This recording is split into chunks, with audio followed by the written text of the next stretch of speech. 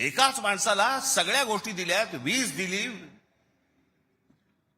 Cement बनवण्याच्या उद्योगामध्ये गौतम अडाणी हा माणूस कधी नव्हताच 2014च्या अगोदर. आज देशातला 2 नंबरचा सिमेंटचा व्यापारी येतो. उद्या माणसाने समजा उद्या वीज बंद केली, आम्ही अंधारात. सिमेंट महाग केलं, काही बोलू शकणार नाही.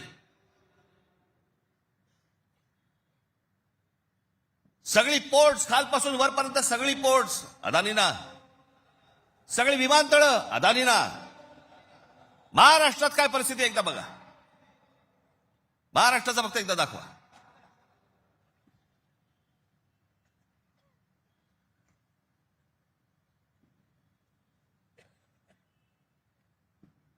महाराष्ट्रामध्ये फक्त एका ठिकाणी 2014ला फक्त गौतम अडाणी एका ठिकाणी आहेत उद्योग.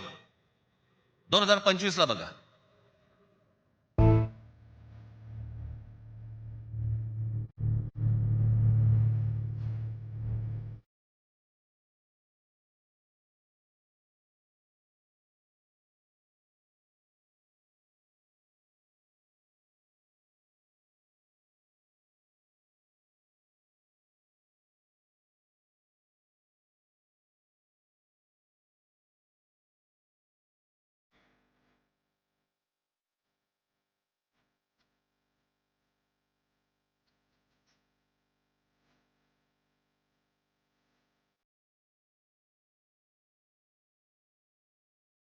ही महाराष्ट्राची स्थिती.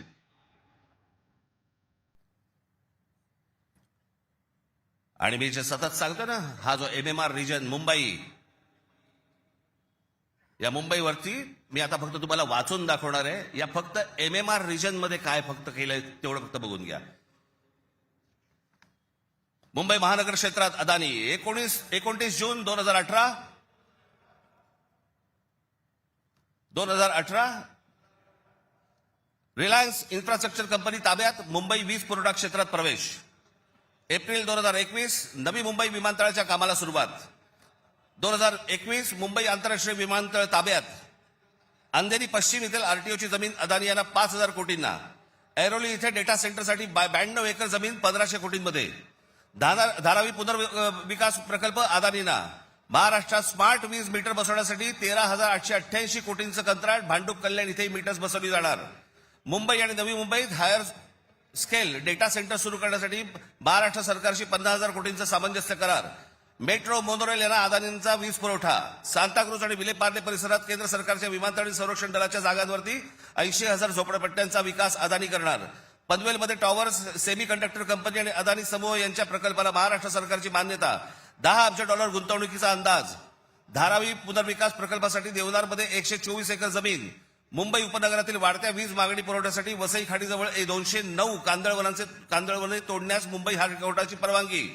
गौतम अदानी यांची तारापूर अणुऊर्जा प्रकल्पाला भेट. पुढच्या 10 महिन्यात खासगी कंपन्यांना अणुऊर्जा क्षेत्रात येण्याची परवानगी देणारे विधेयक संसदेत मंजूर.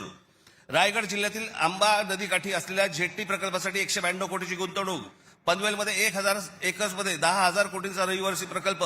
मुंबईला वीज पुरवठा करण्यासाठी 1,660 कोटींचं काम. धारावी पुनर्विकास प्रकल्प बांधणीसाठी मुलुंड येथे 58 एकर जमीन आणि 319 कोटी मिळाले. धारावी पुनर्विकास प्रकल्प बाधितांसाठी कुर्ला मदर डेअरीची 20 एकर जमीन 57 कोटीत मिळाली. 124 एकरचा आणि 36,000 कोटींचा गोरेगाव पश्चिम येथील मोतीलाल नगर पुनर्विकास प्रकल्प अदानींना मिळाला. MIDCने तळोजा येथे 400 एकर नंतर आणखी 159 एकर जमीन दिली. बांद्रे रेक्लेमेशन पुनर्विकास प्रकल्प 24 एकर 30,000 कोटींमध्ये मिळाला. पालघर डहाणू येथे अदानी वीज प्रकल्प. अदानी नवी मुंबईत सेमीकंडक्टर प्रकल्प सुरू करणार. वसई येथील तुंगारेश्वर अभयारण्यातील जमीन अदानी इलेक्ट्रिसिटीला. टिटवाळा मोहने आंबिवली शहरात येथील अदानी सिमेंट फॅक्टऱ्या. वाढवण येथे बंदर उभारण्यासाठी अदानी समूह उत्सुक. महाराष्ट्र सरकारशी सामंजस्य करार. वाढवण येथे विमानतळ उभारण्यासाठी अदानी समूह उत्सुक.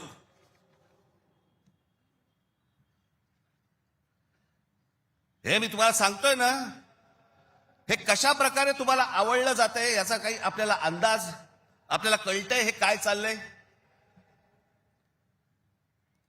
आता हा सगळा वाढवणला आता बंदर येतंय म्हणून मी म्हटलं बंदर येत असेल चांगली गोष्ट आहे महाराष्ट्रात. बाजूला विमानतळ कशासाठी?